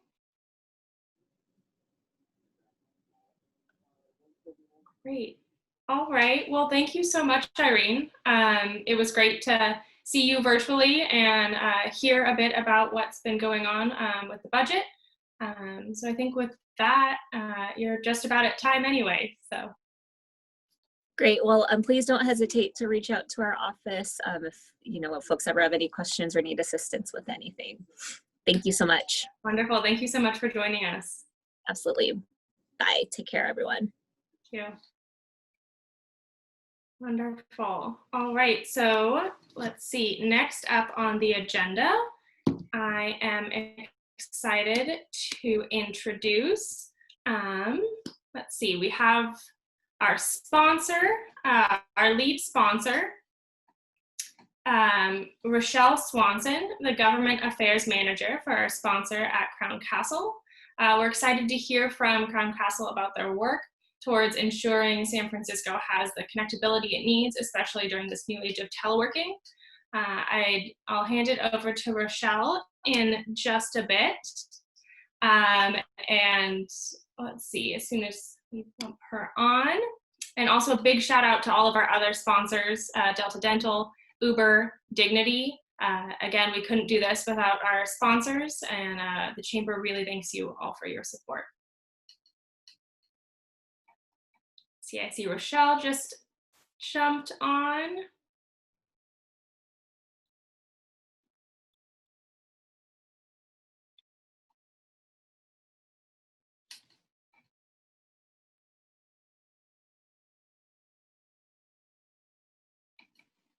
All right, Rochelle, feel free to unmute and on video whenever you're ready to speak. Great. It's been a real pleasure to be a part of today's activities and doing CityState, even though remote. And definitely an honor to have Crown be the lead sponsor. The Chamber has been an incredible partner to Crown Castle in our work in San Francisco and in the region. Just to give a little additional information from what Rodney did into our introduction. A lot of folks are really getting to know Crown Castle. Most of you know our customers. We have our main big customers like Verizon, AT&T, T-Mobile, and emerging. We also have over 175 customers for the state of California that are K-12 and municipalities. Just a quick snapshot, we have over 4,300 towers and macros, that includes rooftops that many are familiar with, another 15,000 small cells and over 10,000 route miles of fiber. So we're very proud to invest in California and be able to work together with everyone. Oh, sorry, just.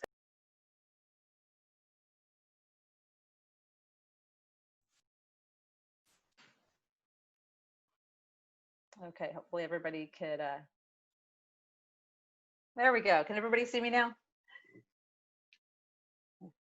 Great, okay, and hear me. I know sometimes the afternoon gets a little dicey with us all being remote. But as part of our investment in California is a big investment in San Francisco, which is very exciting. Like I mentioned before, the Chamber has been really wonderful to work with.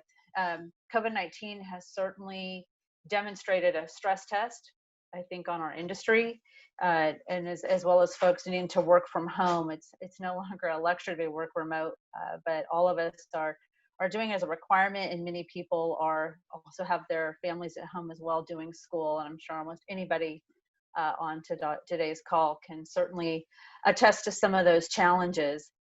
So it's really been crucial to be able to be a part of the conversations that are happening both within the city of San Francisco and county, as well as with the state, and definitely have optimism around what we can do if we're committed to being innovative.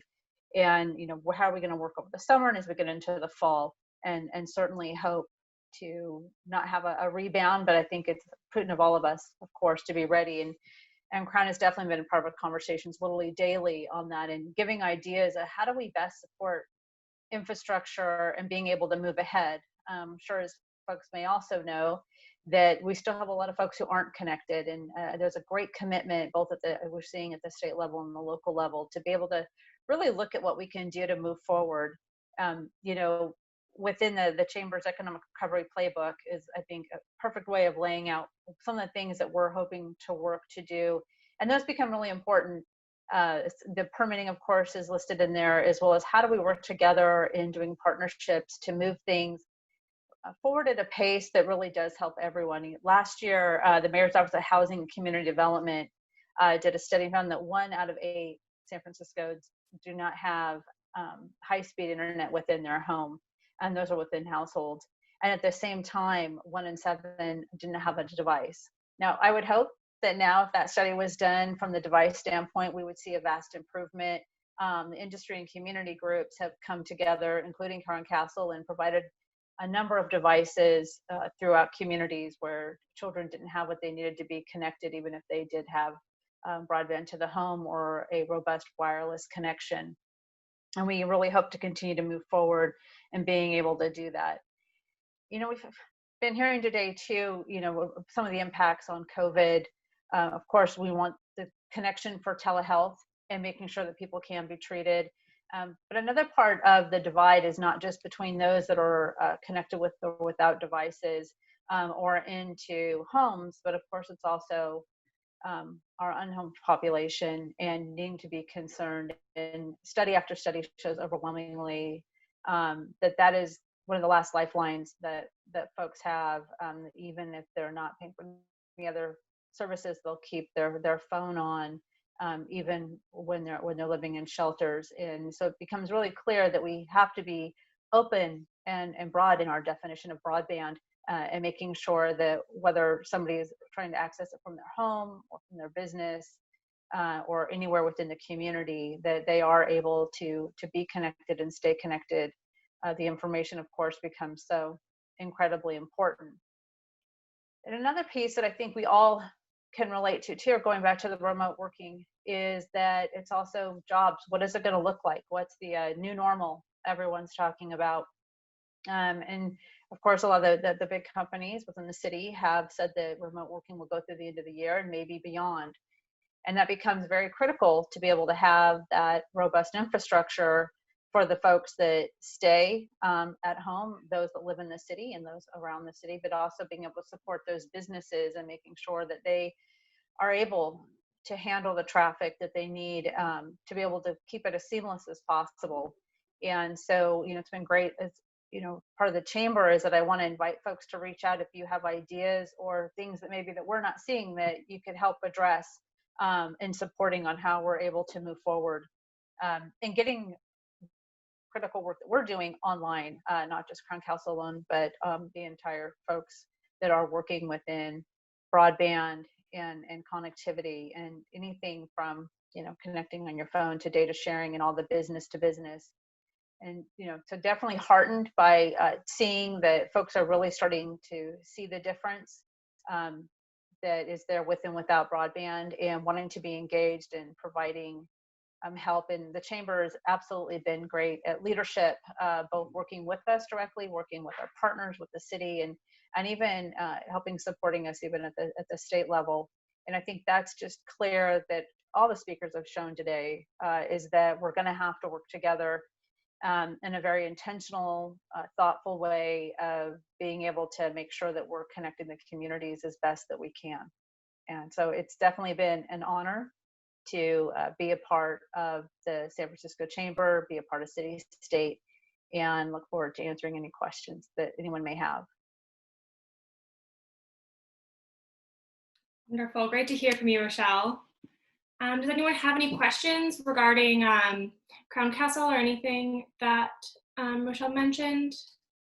Feel free to drop them in the Q&A or the chat.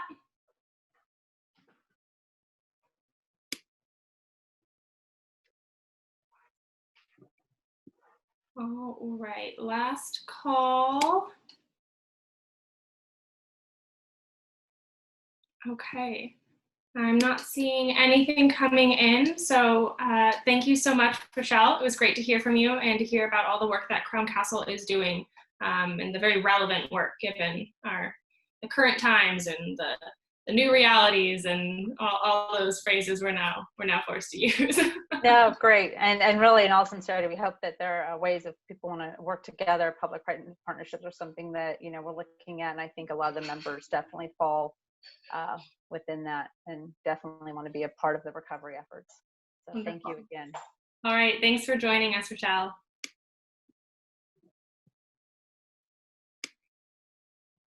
All right, so moving right along, before we get to our last speaker, I wanted to take this time to share with you all some of our upcoming events that will be in webinar land, as all events are right now.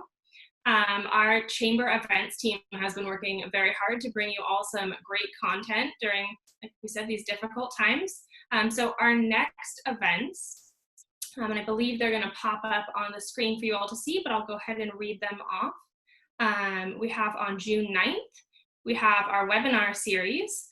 This is a conversation with the San Francisco Marin Food Bank. On the 23rd of June, we're going to have a webinar series with our conversation with Gensler. And on June 29th, we'll have Jeffrey Tumlin, who is the director of SFMTA and Remix. So make sure that you check out sfchamber.com for these events and get registered. You're going to have some great content. It looks like right now we have about 10 minutes until our next speaker joins us. So feel free to, get, I don't know if you need a third cup of coffee in the afternoon or another snack, stretch your legs, and we'll see you back in 10 minutes. Thank you.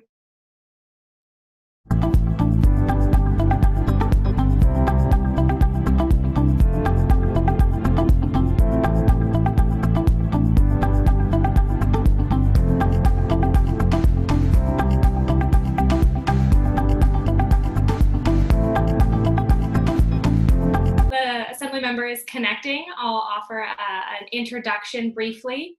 So this is our next speaker, Assemblymember Ting, who represents the 17th Assembly District. This encompasses Eastern San Francisco. During his first 4 years in the Assembly member has authored 48 bills that were signed into law by the governor. Among other efforts, the bills addressed the state's housing crisis, protected tenants, assisted LGBTQ families, upheld a woman's right to choose, promoted sustainable transportation options, and facilitated voting by young people. He also serves as chair of the California Asian Pacific Island Legislative Caucus and is chair of the Housing Committee and is working to solve state housing shortage.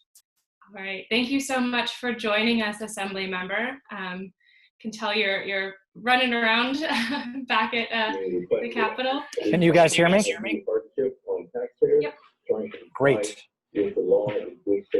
Great. So with that introduction, I'll let you take it away, talk a bit about COVID-19, some emerging policies, relief programs, and the like.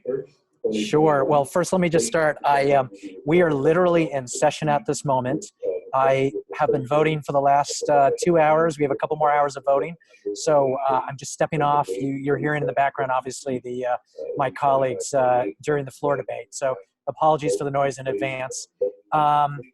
So let me just say, I wish I was meeting with all of you in person. Obviously we are in horrific times.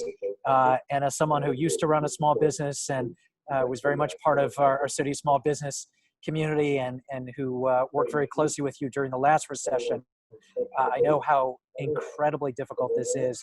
What I think I want to do is just touch on maybe 5 or 6 topics of things that we are focused on, and then just answer questions. I know we're only on for a few minutes, and again, apologies for all the noise. So, and this is in no apparent order. I'm just going to throw out a couple of topics. One, appreciate the work of the chamber, working with our office and others to figure out how and where we can appropriately defer taxes collected by the state and by local authorities in different areas. Appreciate all the feedback you've given on this. We've worked together, working with our county treasurer and other taxing authorities, but certainly as other deadlines come up, please feel free to reach out to us. Secondly, I want to mention the topic of business interruption insurance. So it was really shocking to me to discover when coronavirus started that the hundreds of thousands, if not millions of dollars, so many businesses have been paying into business interruption insurance couldn't be accessible according to the industry. By the way, can you guys hear me? I just want to make sure. I want to get a cue. I feel like I'm just talking into the ether. Yeah, so. no, we can hear you. Okay. Is it just, does it sound terrible? It's just a little muffled, but okay. we can hear you for Good. this. I have literally jackhammers behind me and floor debate in front of me, so I can't hear myself. Yeah. But no, you this guys is can great. hear me. It's kind of like we're there. This is you guys real really, footage. you guys really are. In fact, I will. You know, when we go back, I'll throw you guys on mute so you can see the action as it happens. Oh, wonderful! We get a little tour. It's very we get much a little tour. So, so in business interruption insurance, you know, I think we were all surprised when the insurance industry took the position that they didn't owe being able to help repay those of you who have been paying for years, if not decades, worth of business interruption insurance. And as I have delved into this, you know, from my perspective, I think this issue is going to be dealt in the courts.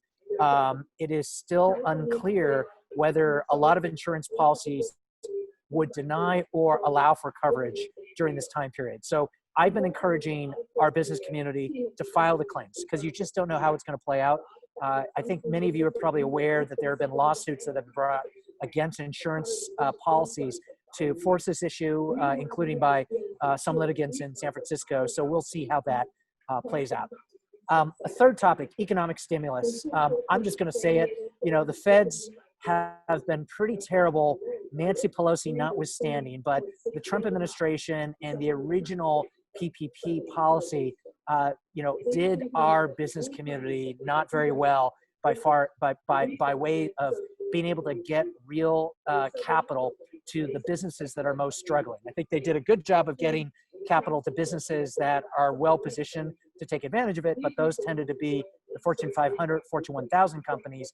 When it came to everyday mom and pop small businesses through, you know, in main streets all over America, but particularly in commercial corridors in San Francisco, they did a pretty poor job.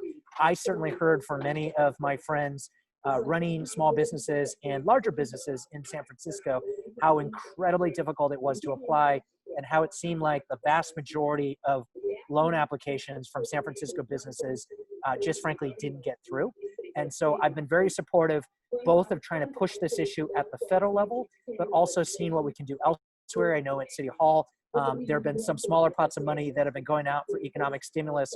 At the state level, I think everyone is aware of the fact we have a $54 billion budget deficit, which is going to make this incredibly difficult in Sacramento for us to be as helpful as we want to be. But that being said, a number of us are still pushing. I specifically am pushing for monies to go to assist businesses, particularly smaller businesses around the state, with state assistance in accessing state loans, the state infrastructure bank, and other things. This is an ongoing conversation, but rest assured, you know, there are many of us who think we need to do more economic stimulus, particularly for medium and smaller businesses in California, in San Francisco, and we'll see what we can do in that area. On a fourth topic, I'll mention, you know, obviously many of you have been grappling with how to help your workforce, workers who have either been laid off or have seen their hours cut back or their salaries cut back. One of the things I am focused on in particular has to do with EDD and the fact that our state's employment services for folks who are unemployed have been woefully fallen short. My office in my district in San Francisco is working around the clock. We saw a 5,000% increase in the number of unemployment insurance calls that we're receiving asking to help. We've been leading efforts to try to bring a little bit more accountability on the part of EDD. For those of you who are interested, we have been in very close communication with that department, have been sending them repeated communications and how they can improve their activities. We're happy to send some of our communications over to you so you have a sense of the issues as we see it. I'll also mention that coronavirus has not only decimated, our private sector and our small businesses, but particularly businesses that are coming out of our immigrant community. We have seen just horrific impacts on that. And to that end, I've been leading a charge to get some sort of unemployment assistance to immigrant workers who, because of their immigration status, may not be eligible for a lot of the standard programs. So California actually led the way to establish an immigrant relief fund for those individuals. The legislature, Phil Ting and I, are pushing on expanding the earned income tax credit for immigrant workers, again, so that there can be some benefits from our tax code to assist immigrant families that are really struggling during this time. And I want to thank the Chamber for, time is being compressed right now, but I think about a week or two ago for putting on a panel to partner tech and innovative companies to assist businesses that are not online, particularly immigrant businesses. So appreciate the work of Rodney and Jay Cheng and others to move that forward. Maybe two other topics I'll mention. Transportation. I think we all know that while our roads are a little clearer, our public transit system has been just utterly decimated. So I've been working with a lot of our transit agencies to figure out how to get federal funding to help backfill the decimation we've seen in transit funding, and how to get transit agencies, when they come back online, to be a bit more integrated in what they do. We have seen, of the 27 transit agencies in the Bay Area before coronavirus, there was very little coordination between those agencies.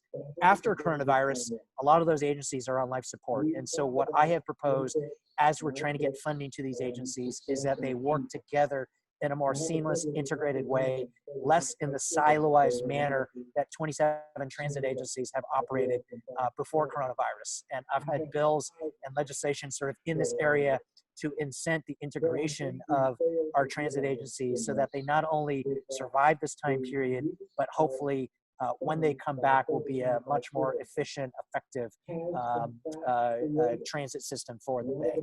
The last thing I want to say as the chair of the Assembly Housing Committee is we are still moving forward on a number of fronts in trying to move forward both an agenda to produce more housing. So in the Assembly, we have a number of bills. They're not SB 50 level bills, but they are still trying to tackle the importance of building as much housing at every level of affordability. So I'm happy to chat about that if folks want.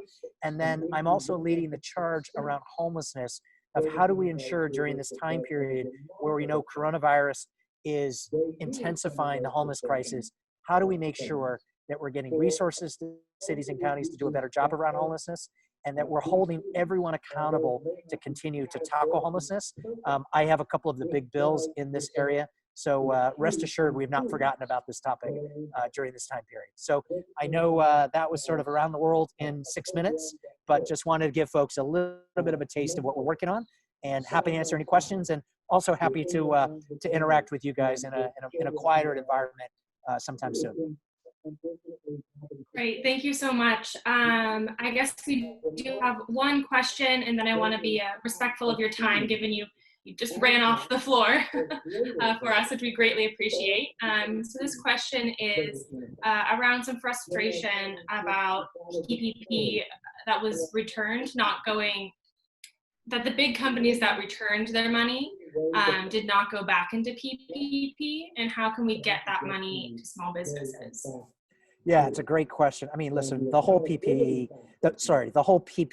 program, from my perspective, was kind of a disaster, right? You know, my recollection, the bill got signed, there was this huge hoopla, and then literally within 48 hours, I started getting calls from business owners in San Francisco who told me that they were being denied by every bank they applied to, and the only ones who were able to get the money were folks that had, you know, major federal lobbying efforts in Washington and knew exactly how to present their application, which is just wrong. So I know that Speaker Pelosi has been very focused on trying to think of how to make sure that monies that have been returned go back to the business sector, but particularly to those businesses that are still waiting for relief. I'm happy to follow up with you guys on that and learn more. But you know, for all of those businesses that return those monies should go right back to everyday businesses that are struggling. That's, you know, I certainly stand with the chamber in your perspective on this, and happy to work with you guys to keep fighting for that. Great, that's great to hear. Thank you so much. Be respectful of your time as you walk back. If you want to show us anything, or let me do this. So a little bit of background. We're back here at the Capitol. Our staff is not with us. We're literally staffless, which is kind of crazy when you're voting on 200 to 300 things at a time. I have 3 bills on the floor today, one of which just got off the floor. A second of which is a housing production bill that would incent single-family zoning, cities with single-family zoning to upzone those neighborhoods and those districts to quads, so to 4-unit zoning where there is single-family zoning. That's probably going to come on the floor within the next hour.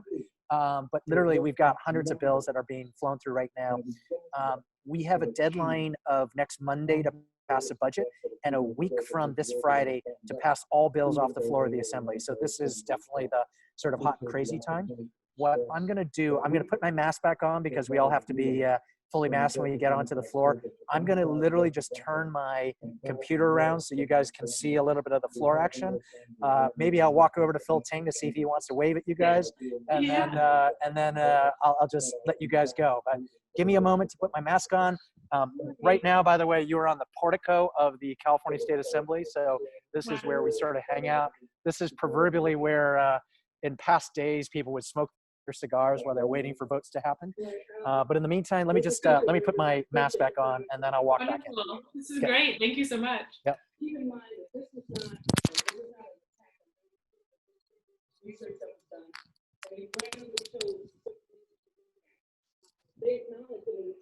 Can you guys hear me? Can you hear me? Okay, so I'm just gonna walk in and we'll see how it goes. But again, good to see you guys. Sorry, this is, you know, this is a bit of a disjointed conversation, but look forward to our work together moving forward. Great. Thank you so much. And I'm not even gonna take you guys off mute, so hopefully you can hear some of the action. Awesome, thank you. Can you hear what's happening behind me? Just kind of muffled, but it's all right. Let me, okay.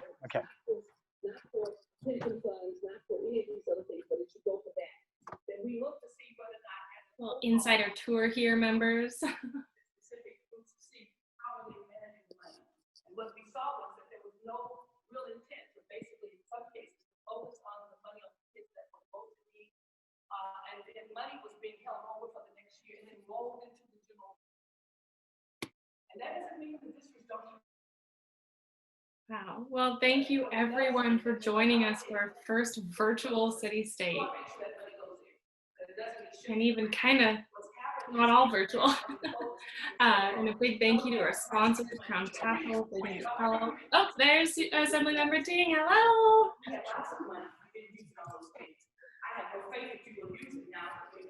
Uber and Delta Dental. Thank you all, and to all of our great speakers. Thank you so much, Assemblymember. It's a great tour. Wow, little insider tour there.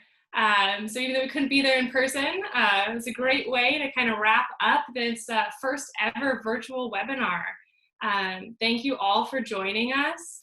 It was great to have so many attendees for our first virtual webinar. I hope you enjoyed it. A big thank you to our great speakers, and again to our sponsors, Crown Castle, Uber, Dignity, Delta Dental. With that, I think this is a wrap of our first virtual city state. Thank you all for joining. Have a great rest of your Monday.